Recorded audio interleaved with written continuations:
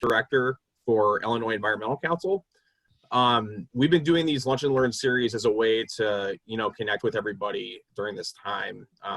Since our founding in 1975 by a group of dedicated grassroots environmentalists, IEC has led issue advocacy campaigns by allowing environmental organizations to pool their resources and create a higher profile for environmental issues. Today, we're represented by 90 environmental and community organizations and nearly 400 individual members. If you are not a member of IEC and are just a member of the public, welcome, but we would definitely encourage you to join us if you, especially, looking at all this today, if you'd be, interested in the other issues that we're pursuing and everything like that. So with that, again, thank you all for joining. This should be really, really interesting today. And it's a topic that I have been really interested in for the last few years. And I'm looking forward to hearing from our presenters. So with that, I will introduce the two folks that will be talking to us today. One is Danielle Diamond, who works for the Socially Responsible Agriculture Project. Did I get that right, Danny? I feel like I always screw up. Wait a second. You're agricultural project, but yes. Agricultural project. Yes, I knew there was something in there. And then Albert Edinger, who is attorney, who is very, very knowledgeable about all things CAFOs, or at least most things. He's a smart cookie. So with that, I will go ahead and share our presentation.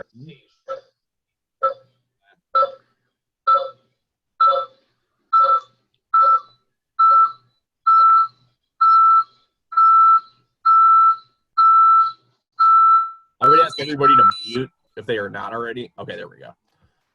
Thank you. So yeah, with that, let me get this up. Albert, can you see that okay? I can, and you can go to the next slide. Cool. All right, here we go.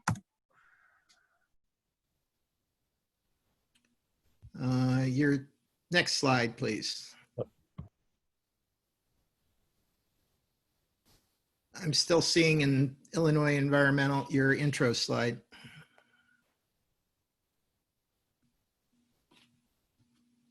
Uh-oh.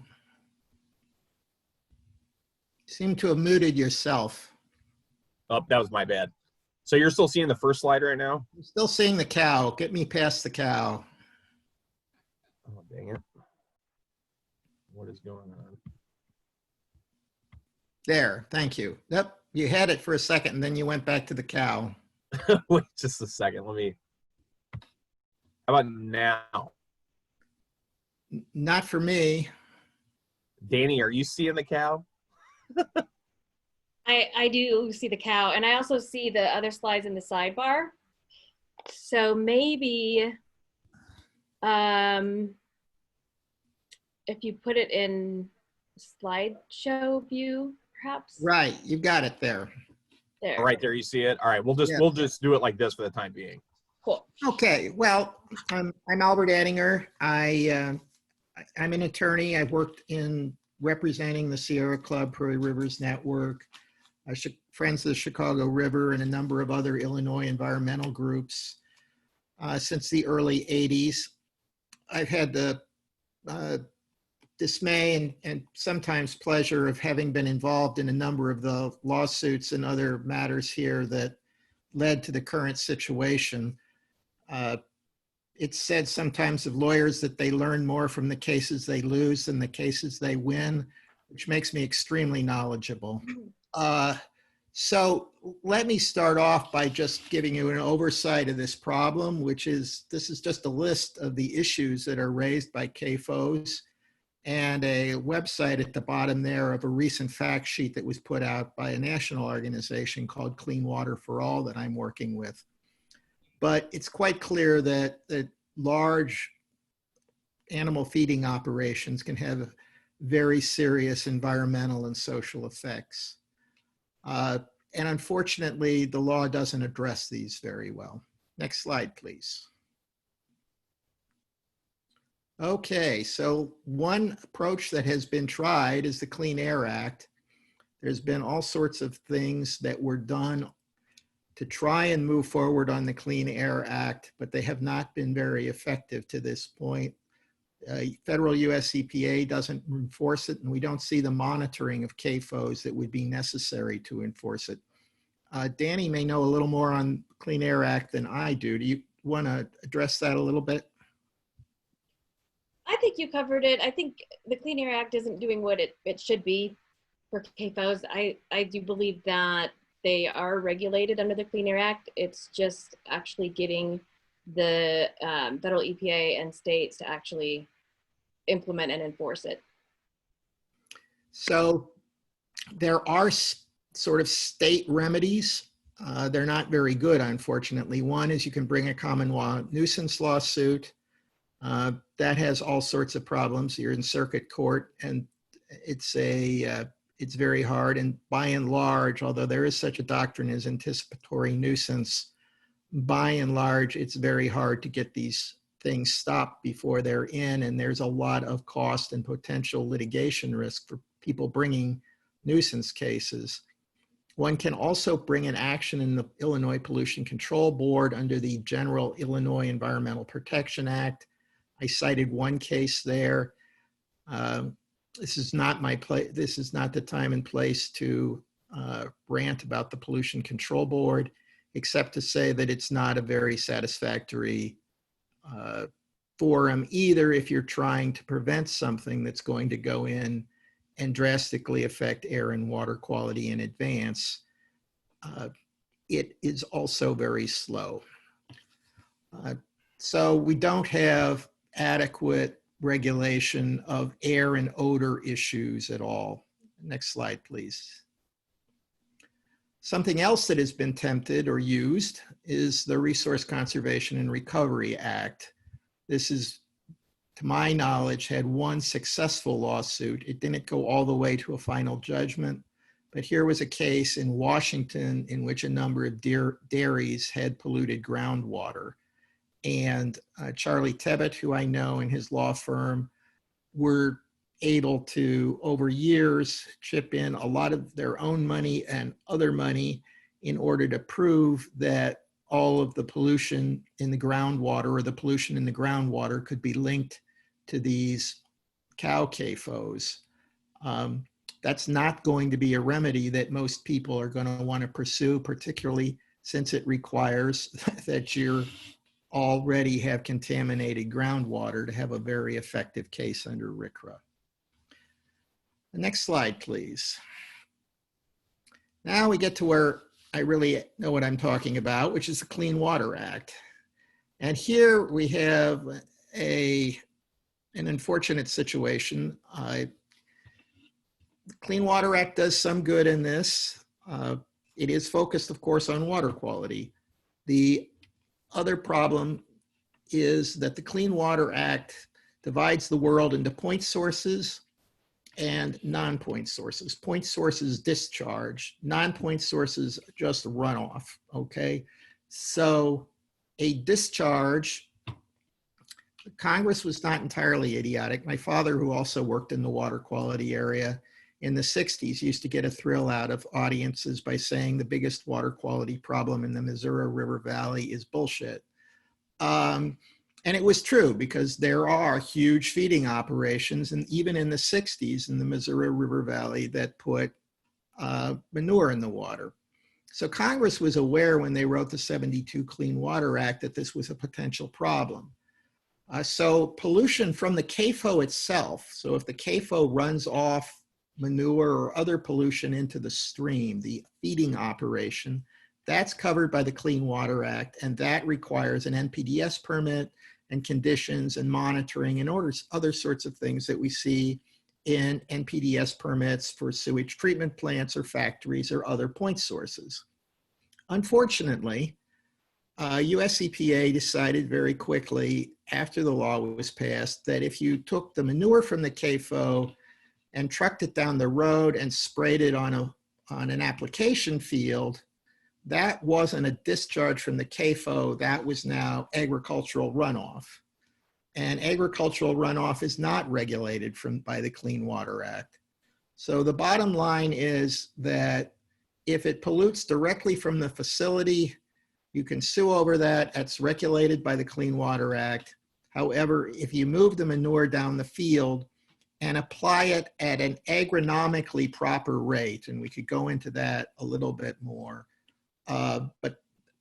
you can't just take the manure down the road and pile it up. You're supposed to at least go through the motions of pretending like you're using it for fertilizer, but that's not very well regulated, and there's no monitoring, because if you pretend you're going to use it for fertilizer, then it is, then it's not going to be monitored. You're not going to need an NPDES permit. And that's what the National Pork Producers case says. US EPA attempted to establish a regulation saying, we know that these operations are going to cause pollution and they are going to have water quality effects. And so we're going to require an NPDES permit if there's a potential to pollute. And what the National Pork Producers Council says is basically, no, you got to prove that there's an actual discharge before you can require a permit.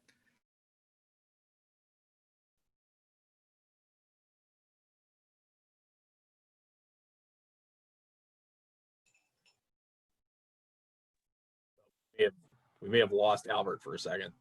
What was that, sir? Oh, Albert, are you there? I think I am. Okay, yeah, sorry. I think the video cut out for a second. Are you ready for the next slide? I am. Cool.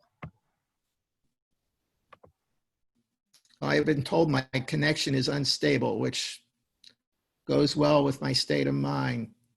But fortunately, I can pass this off now to Danielle Diamond. All right, thank you, Albert. I am Danielle Diamond, as Elliott said, with Social Responsible Agricultural Project. We also call it SRA Project, or SRAP, and also an attorney. Have worked in Illinois for some time. And I'm going to talk about, in this slide, how the Clean Water Act is generally implemented by the states. US EPA can delegate its authority to administer the Clean Water Act to the states, and in large part it does. Most states have that delegated authority. They have to have a program that's approved by EPA, and one of the requirements are that the standards that the state enacts have to be at least as stringent as federal law. US EPA maintains oversight authority over the states, and they can come in and still do enforcement, particularly when states aren't doing their jobs. Illinois' program got approved in the 70s, and the way it is structured is the Illinois EPA has a primary role in terms of implementing the NPDES program, permitting, monitoring facilities, doing inspections, etc. The Illinois Pollution Control Board has a role in that it sets water quality standards and will hear permit appeals and whatnot. And then also the Attorney General's office plays a role.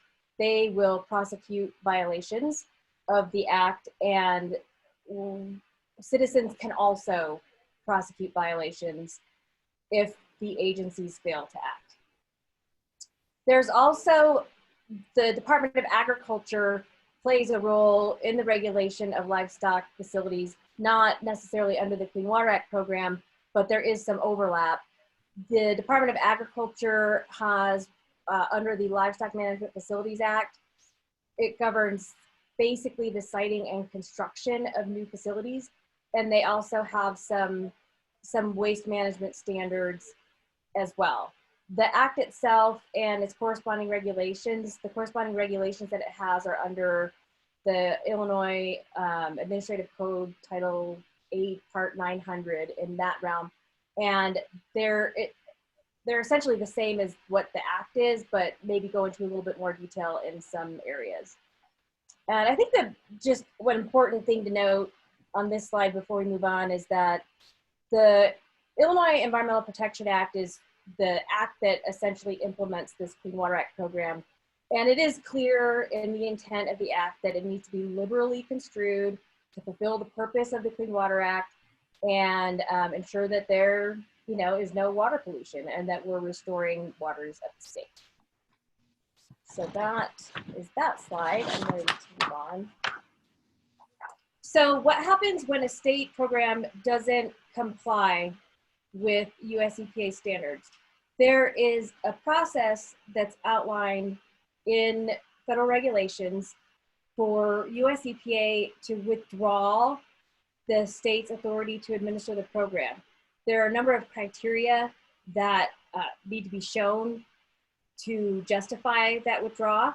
And if the state is made aware of the problems and doesn't take corrective action, then US EPA has the ability to start withdrawal proceedings and basically take back the program and administer it itself. The criteria that I have listed in this slide are very condensed and summarized. There's more detail in the materials that I provided, but I will say that in terms of failure to enact legal authorities or have legal authorities that no longer meet federal requirements, if federal rules get updated but the states don't, that might be something. Program operation, if the agency that's responsible for administering isn't exercising regulatory control over activities that are required to be regulated, that could be an issue that falls under that. Number two, also failing to issue permits or failure to comply with public participation requirements that are set forth in the Clean Water Act. And there's a number of subcategories under that, number two. Also, in terms of enforcement program failures, it can be a failure to act on violations of permits or other program requirements, failure to seek adequate fines or penalties, and basically failure to monitor activities that could be subject to regulation. And then there's also failure to comply with a memorandum of understanding. Memorandums of understanding are commonly entered into between the states and US EPA that sort of outline how the state is going to implement a program, and they're often updated over the years. They can also be called performance partnership agreements or work plans. And so if the state isn't following through on any of those types of agreements, that's another criteria. And then also failure to develop an adequate program for developing effluent limitation programs. Effluent limitations are basically pollution controls. And then there's a special section that Great Lakes states and tribes need to follow for their NPDES permitting programs. And so if they don't meet those requirements, that's another one of the criteria. All right, I'm ready for the next one. So in Illinois' case, I'm talking about the Illinois Citizens for Clean Air and Water, which is a network of impacted community groups from across the state that are dealing with CAFO pollution problems, got together in 2008 and petitioned the US EPA to withdraw the state's program based solely on its failure to properly regulate CAFOs. And you have a bit of a timeline here in this slide. I would also refer you to the materials that are provided. There are some additional documents that fall within these main bullet points that I think would be of interest just in terms of seeing how we have engaged Region 5 through this petitioning process. It tends to be a bit of an informal process and the different regions handle them differently. And so know that. And so that's why I provided a lot of materials to show how we've engaged US EPA through this process to date.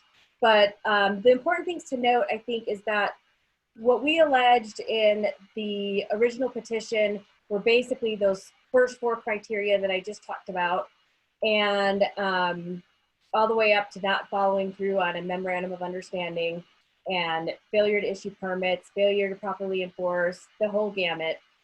What happened next was we met with US EPA, we provided more evidence, and then we supplemented our petition in 2009.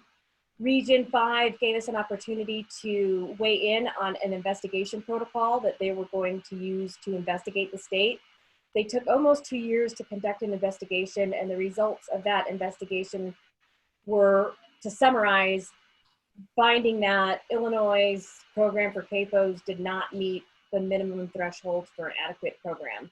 And that is on page 3 of the US EPA informal investigation report that is provided in your materials. And you'll also see a lot of the details in that report.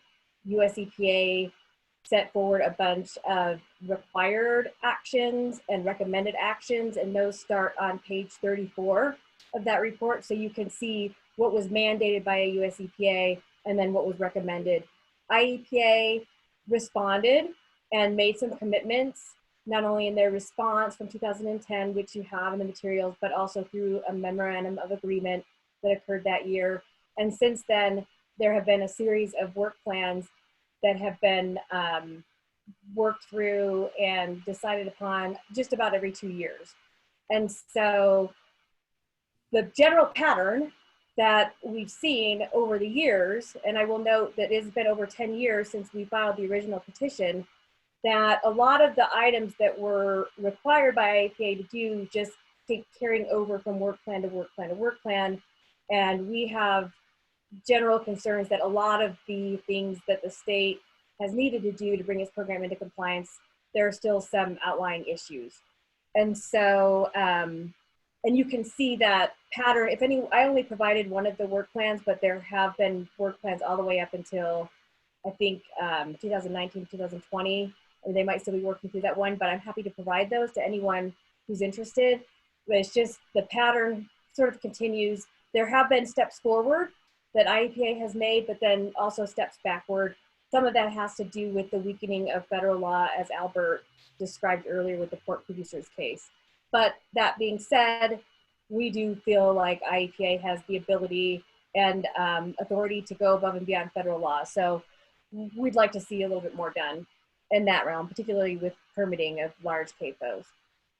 The other thing I want to mention just quickly is a case from Indiana. It's called Save the Valley. And this is definitely an outlier case. It's not common to get this kind of outcome, but I'm providing that as an example because it's citizens went through a different process than the process that we're going through now, which is an administrative proceeding. They took their case straight to court, and the court held that, in fact, Indiana's program was not in compliance with the Clean Water Act.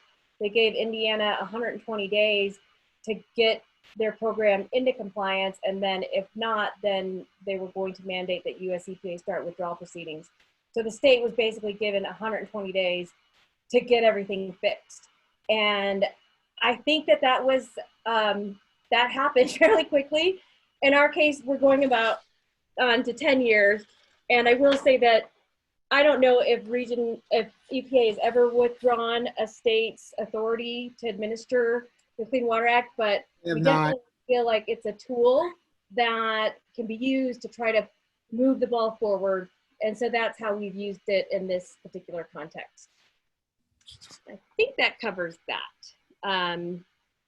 All right, so one of the big issues that we've had with the implementation of the program is the CAFOs, very few CAFOs, if any, have been required to apply for NPDES permits in the past. And the general permit has basically been expired. General permit covers the whole universe of CAFOs unless they're required to have an individual permit.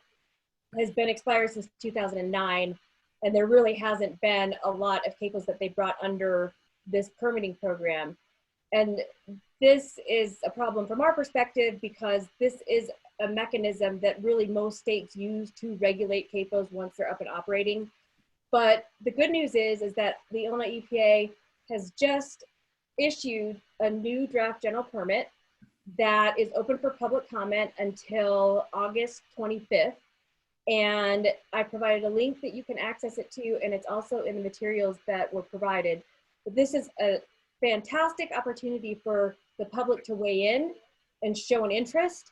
The more public interest there is in this, the more impact we can make in terms of trying to get a strong permit, and also make the case that the agency needs to be covering more CAFOs under the permit.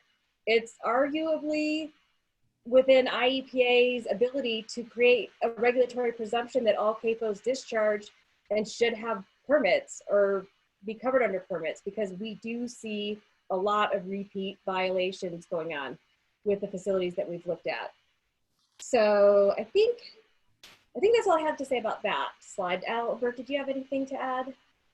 Yeah, I think it's my turn again.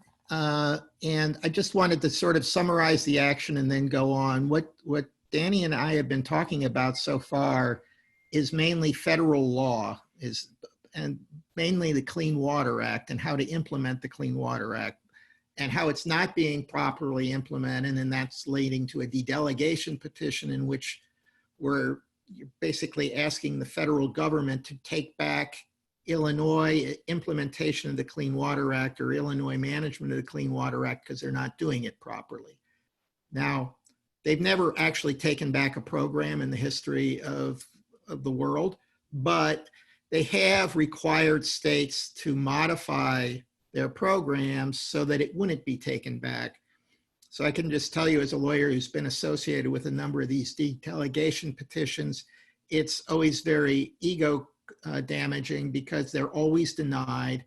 Generally what happens is you'll file the thing and then the state and EPA will work on the program, make a whole bunch of corrections, and then tell you in their denial that there aren't any problems in the program. And so they're going to deny your petition, even though all the things were messed up when you filed it and all these corrections were post-petitions. So they should at least send us a thank you note, but they never include that.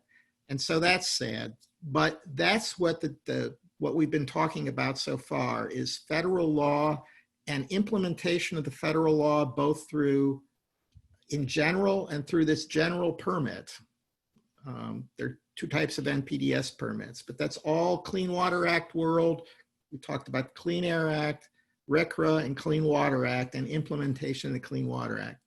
Now we get down to state law. The state's allowed to put in its own laws. We're down, thank you, Elliott. And so we have several laws. One is the Illinois Environmental Protection Act, which was a general law passed at the beginning of the 70s. And it has been applied to CAFOs, as I explained. You can bring a case for violation of the Illinois Environmental Protection Act. Unfortunately, that can only be brought by citizens in the Pollution Control Board. You can't get expert witnesses fees. You can't get attorneys fees, and it's slow. So it's not a great forum for lawyers, but that's there. The main law for regulating CAFOs in Illinois is the Livestock Management Facility Act. I probably shouldn't admit this, but I was one of the people who negotiated parts of this act until I was kicked out of the room for being too radical. But that was in about 1996. One thing that happened after that was Supreme Court decision, Illinois Supreme Court decision, which rejected the argument that I had written saying the general Illinois law that says that counties can't regulate agriculture, except for a few counties, but in general, counties can't regulate agriculture shouldn't apply because these mass hog farm operations, these massive CAFOs were really much more like factories than they are like agriculture, that the people who wrote the agricultural exception didn't have in mind these 10,000 hog facilities.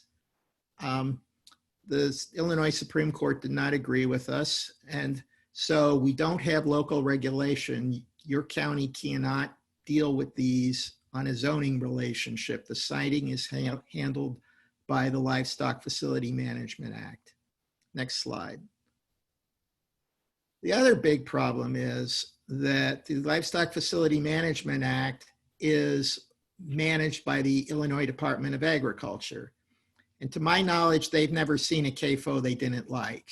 And as a consequence, and furthermore, there have been a number of cases in which the citizens who objected to the CAFOs, or even the counties, because the counties have been yanked out of the process who objected to the CAFOs, said, hey, you didn't follow the siting criteria of the LMFA. You were supposed to not put it over karst territory because it was going to get into water, but you did so.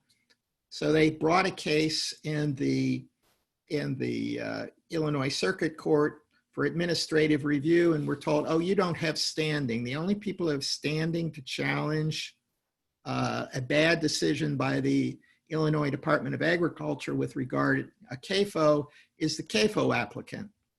So needless to say, if the CAFO applicant gets an illegal permit, he's not going to appeal, and the department's not going to appeal, so nobody can appeal.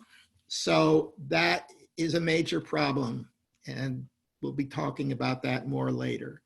Another major problem is that even if they've got the LMFA requirements, and they will have the LMFA requirements if they're going to get a permit under Illinois law, the only people who can enforce that really are IEPA if there's a water quality discharge, a pollution discharge, or the Department of Agriculture.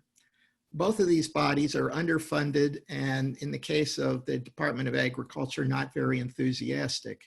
So that's a major problem. Under federal environmental laws, there are private rights of action. You can sue a waste treatment plant or a factory that's violating the Clean Water Act. You can sue such an operation for violating the Clean Air Act. Unfortunately, under the LMFA, you can't sue somebody for violating that act because there's no private right of action. So these are two major problems. Next slide, and back to Danny. Okay, so this is what Albert just described is one of the reasons why I'm a big advocate for the Clean Water Act, because the Clean Water Act does allow for a lot of citizen participation and right of review and all of those things.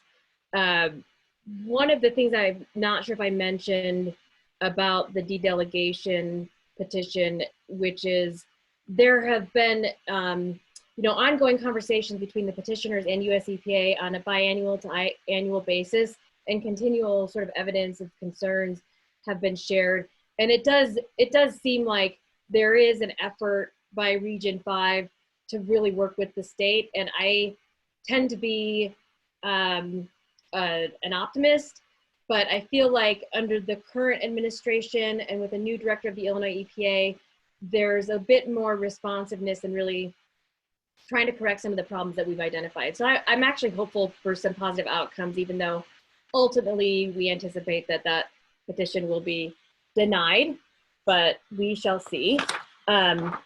Okay, so I had to mention that. All right, but now we're going to talk about just overall the problems with Illinois' regulation of livestock operations, and this would fall under both what's under the LMFA, the program that IDOA administers, as well as IEPA's administration.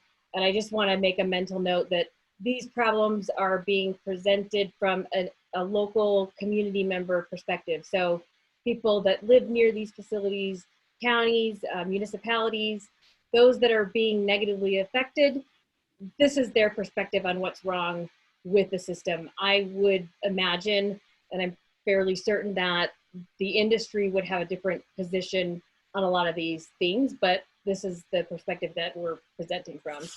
So I can move on to the next slide from there. And I think we're going to talk about the problems with the LMFA first.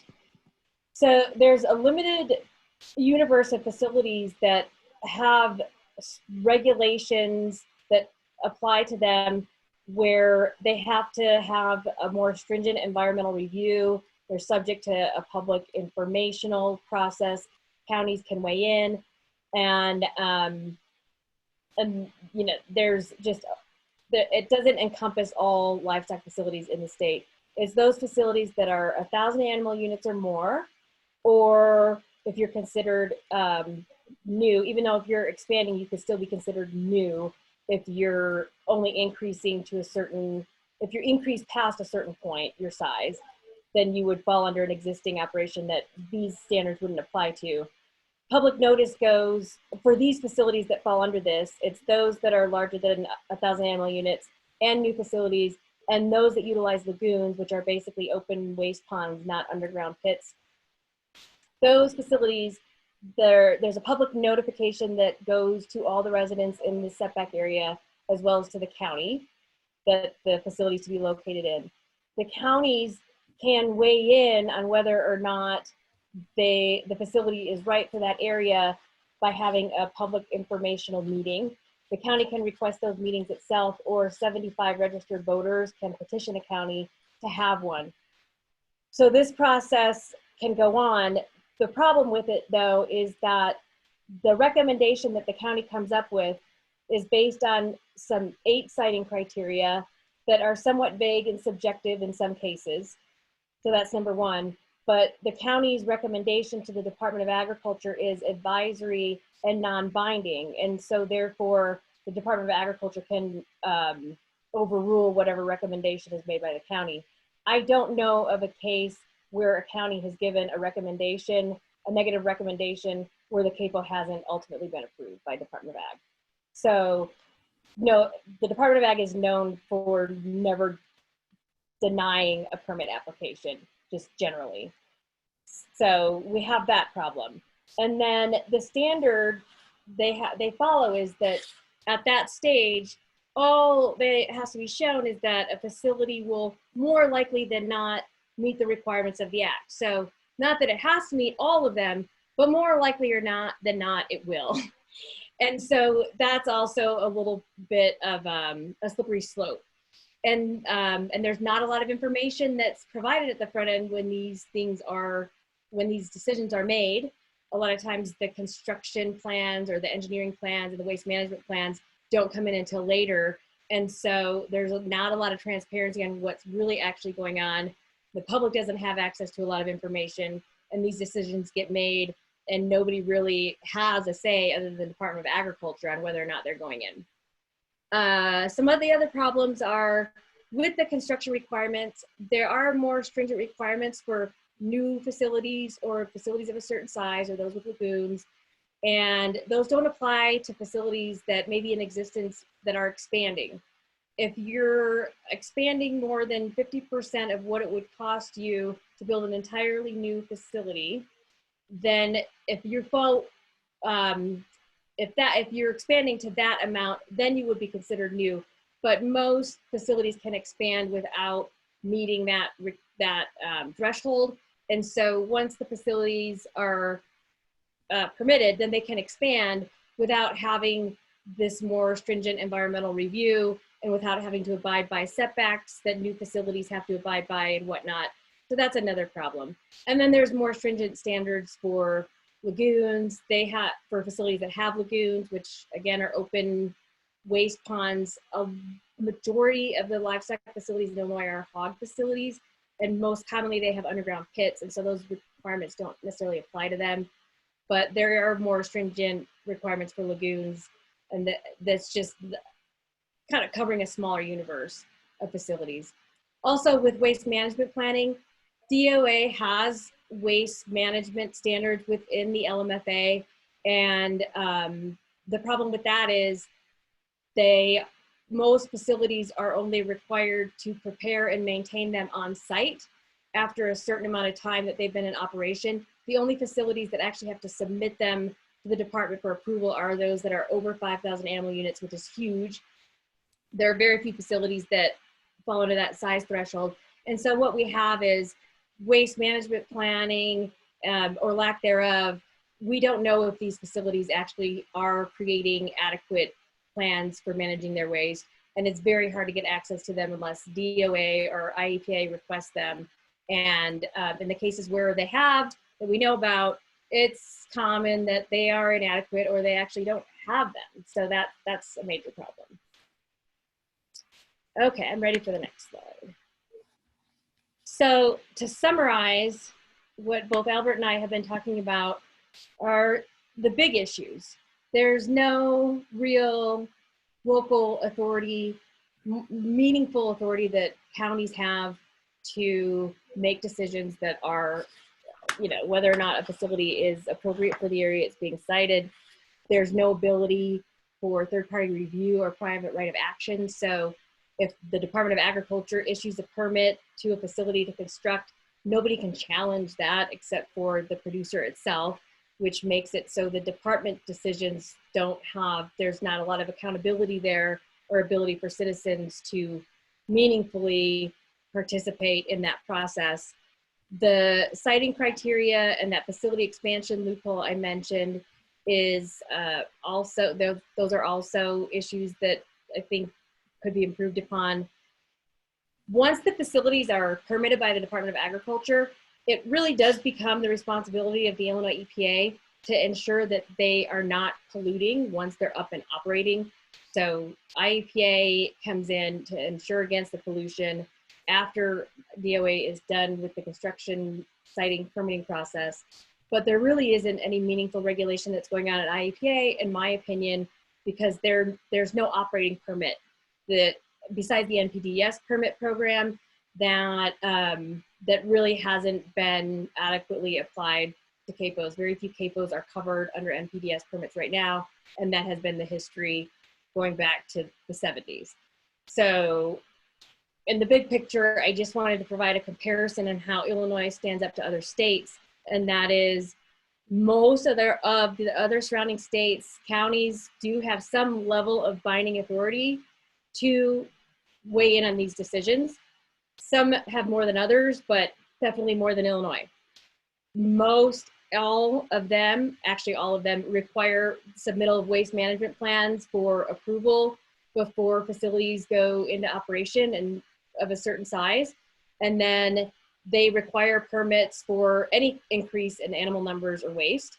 They also have some form of operating permits or construction or combination of construction operating permits that covers their universe of livestock facilities once they're in operation, whether it's requiring all facilities to have NPDES permits or equivalent permits or some similar state operating permitting program that covers mostly the larger facilities at the very least.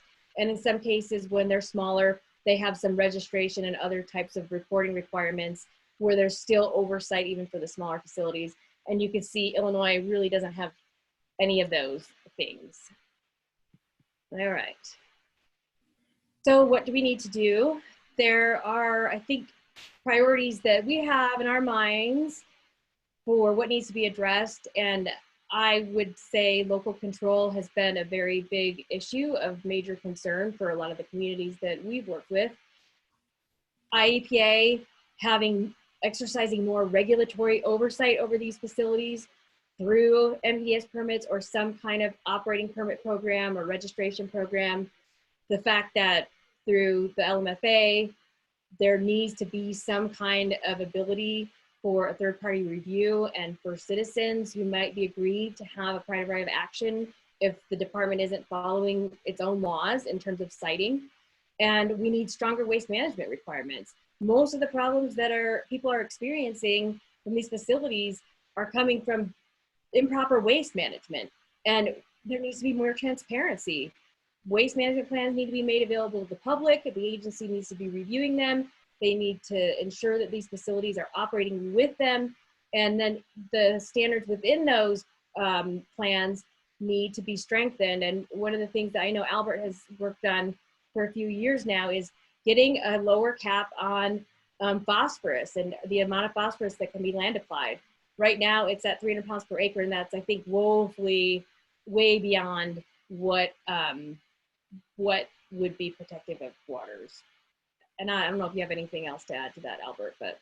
Well, I just say that the law now is that if it's over 300 pounds per acre, you can't add any more. So it's this kind of a strange way it's regulated. Most places look and say, how much can you put on a year? And it's probably something like 40 pounds per acre that you can put on that the crop could actually use. And that's something we need to look at. I will tell one more story going back to the legislation. The executive director of IEPA was in these negotiations, and we said, well, we need to have some sort of phosphorus cap that we can put in these manure application plans. And she went to a professor at U of I, and he said, well, I can't imagine any place in the state that could take more than 300 pounds per acre. So that's the number that was used that is now in the Illinois law. The NRCS people and others who have looked at it would say that in terms of actual crop use, we're talking about much lower than that. So that would be something else we'd be looking at in terms of legislation. And then, unless Danny has more to add, I think we're ready for questions. Cool. Thank you to you both so much. I know this is super interesting, and there's obviously a lot of really interesting legal background in terms of how Illinois has been, you know, applying the Livestock Management Facilities Act and the Clean Water Act and everything else. And I know we've got a few folks on here that I think would be really interested in speaking about this more. I'm going to stop sharing my screen so I can kind of, I'll put up that screen at the end if anybody wants to get more contact info. Is there anybody, I think everybody has the ability, if they'd like, to either put into the chat box questions they've got, or if they would like to unmute themselves, I think folks have the ability to do that right now. So if anybody would like to ask a question to our presenters or make a comment, we would welcome that right now. This is Dennis Johnson. Can you hear me? Yep, we can hear loud and clear. First of all, thanks for having this. We got 2 CAFOs they're putting in Winnebago County, 3 miles from each other. So we're fighting that. And Danielle, some of your stuff's been really helpful for us. Between you and Karen, it's been great. Anyway, every time I hear more of this, it gets more and more depressing, to be honest with you.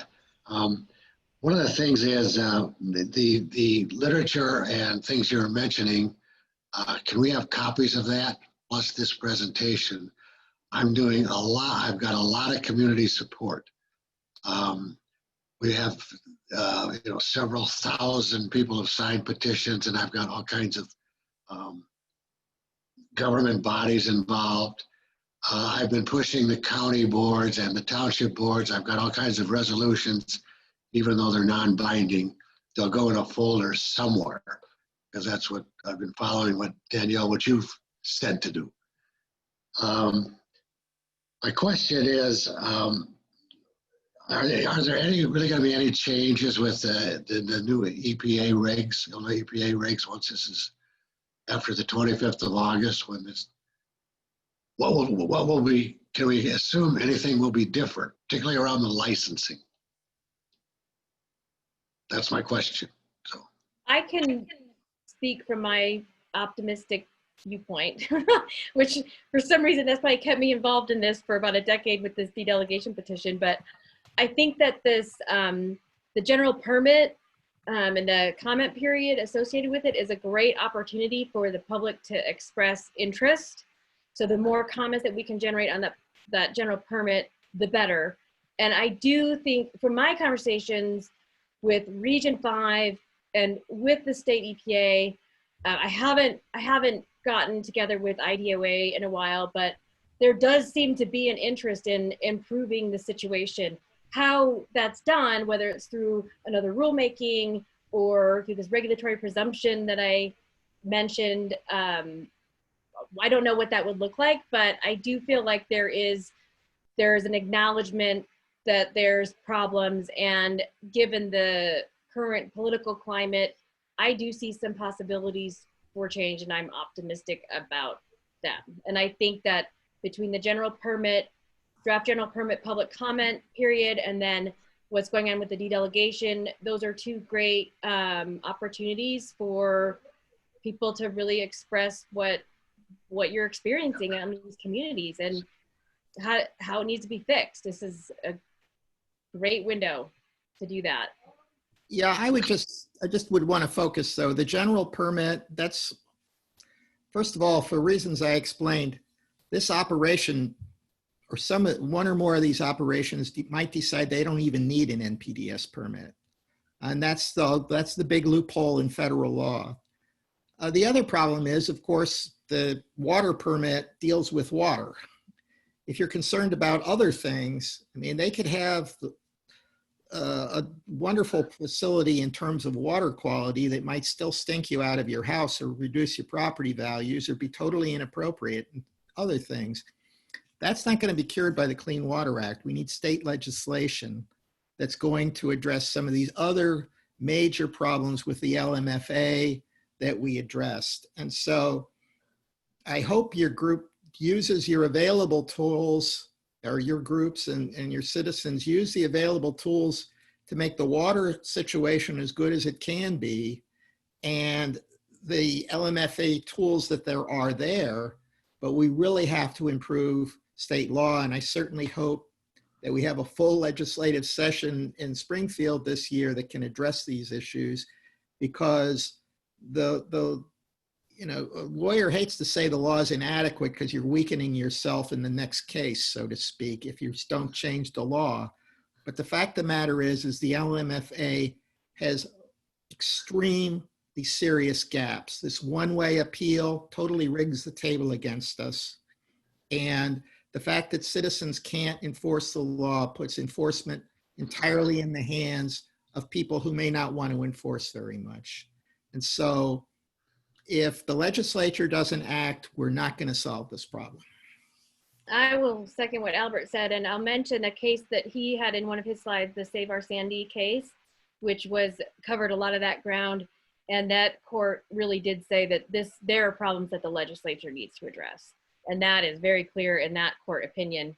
And I have to thank Illinois Environmental Council for all the support that they've given. And really, we've had some very strong legislators in, taking on this issue. And we've had some bills proposed for the past few years that we haven't moved on, I think purposefully, but the more you all can express to your state House reps and senators the issues that you're experiencing and your concerns, the more we can bring on board and the more likely we're going to get the changes that we want. And yeah, there's been definitely, like Albert said, hopefully this next session we'll be able to get some things done. Oh yeah, I really appreciate that sentiment. I'll say just anecdotally too, before I started working for the Environmental Council, I was on Senate Republican staff in Springfield on the Agriculture Committee and the Environment and Conservation Committee. And the one issue that kept coming up that really piqued my interest was around the Livestock Management Facilities Act, because it was pretty evident among members on both sides of the aisle that there were problems with the way that was written and the way it was being implemented by the Department of Agriculture and the Environmental Protection Agency. So I think it is primed and it's on a lot of people's radar right now. So hopefully, as Albert said, we can get through this pandemic and hopefully have a full legislative session to address some of this stuff. But yeah, definitely interesting stuff. Does anybody else have any comments or questions? Can I ask one more? Yes, and right before that, I see Representative Williams is with us, which I appreciate. Thank you so much for joining us. She just said, I am hopeful we have a full and robust legislative session as well. Please stay in touch with your advocacy organizations and your legislators as to your thoughts on the issue. We work closely with IEC on the issues and look forward to learning more. Thank you, Representative, for commenting on that. We really appreciate that. Yes, Dennis. We've gone through, we use the FOIA thing to try and figure out what's going on with the IDOA. One of the things we've seen is from the Department of Natural Resources, we have a lot of endangered and threatened species that they don't seem to know about. And so somehow, I don't quite understand how to get that message across to somebody in the Department of Agriculture. We have quite a few. I think we even saw some sandhill cranes this morning in my field. So I don't know how to really get any attention from the Department of Agriculture. It's probably too technical or too small for this gathering, but it's just a question. It actually is. The Department of Natural Resources does have to sign off on these projects before they are developed, and they have to do a review and determine if there are threatened or endangered species that could be impacted. And this goes for some other areas that that DNR has to sign on as well as Army Corps in certain situations. But we have worked with citizen groups that have found endangered or threatened species under the state's list, because that might be different than what's listed under federal law, state endangered or threatened. And we brought that evidence of those species to the attention of the Department of Natural Resources, and definitely the governor's office, and anyone that would listen. And it did get through. I'm thinking of one case in particular. So if you have really good documentation that there are these species there that maybe they haven't identified in that location before, I think that that's information that you definitely should be sharing with the DNR at the very least. Okay, because we do have that, and it came from them, some of it. So they just apparently they look at a tiny portion of the site, which each of these farms for us is only going to be on 5 acres. So they did a study on 5 acres and they didn't find anything. Big surprise there. So thanks for that help. Yes, and with the cranes, it might be a little bit harder to make a connection for an impact, but if there's endangered water species or risk of water pollution, that we've got about 25 that we know of. Oh, okay. So that I think would be powerful to get that information across. Thank you. I don't know if that's I tend to be really optimistic about these things, and I don't know if I don't want to give false hope, but I think we don't have a good cop here and a bad cop. We have a happy cop and a sad cop. Yeah. So, I think I would just say that we got to look. There federally endangered species, and that brings in one whole set of laws, and then there are state endangered species that require a consultation process, and that's something that needs to be worked through in your particular case. Okay. Thank you. Yep. Okay, and then we've got another one. I just got a message on here. Can you hear me, Elliott? Yep. Oh yeah, Thad. Okay. Yep. I was wondering if that was you. Yep. I gotcha. So, my question is more around, I know when you guys were talking about legislation, you had a few things that you were talking about. One of them is the expansion laws. And so that, to me, is one of the primary concerns right now, because a CAFO has been built next to my mom that pretty much maxed out the setback laws. They're within a couple hundred feet of the setback. But the actual laws in the LMFA don't take into account any setbacks at all. When somebody goes to expand, it strictly looks at the cost of the expansion and not anybody that lives in the area. So it doesn't take into account the initial setbacks distances when they built it.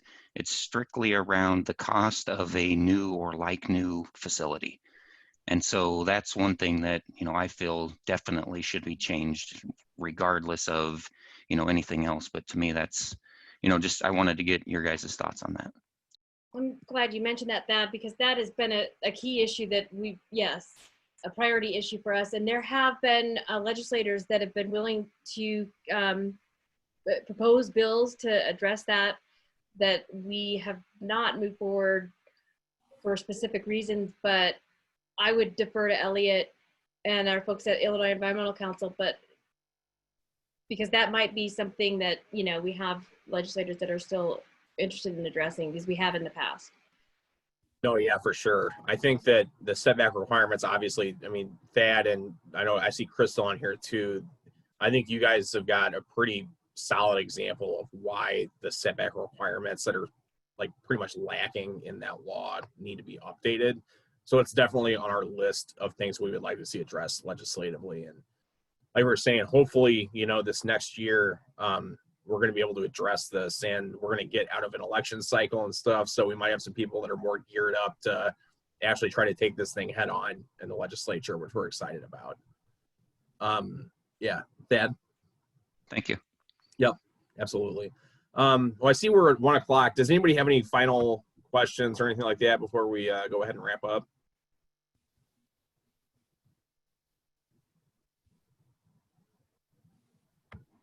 Okay, well, with that, again, thank you so much, Danny and Albert, for talking with us about this. This is such a really complex issue from federal, state, and local perspective and everything, and definitely appreciate you showing us through all this today. Again, in the chat, we have posted the CLE links, and we will be sure to get out all of the materials that our presenters provided, including the PowerPoint presentation itself. and get it out to everybody. So again, thank you everybody for joining. It was a good talk, and enjoy the rest of your Thursday afternoon. Thank you. Thank you very much. Thank you so much. Thank you.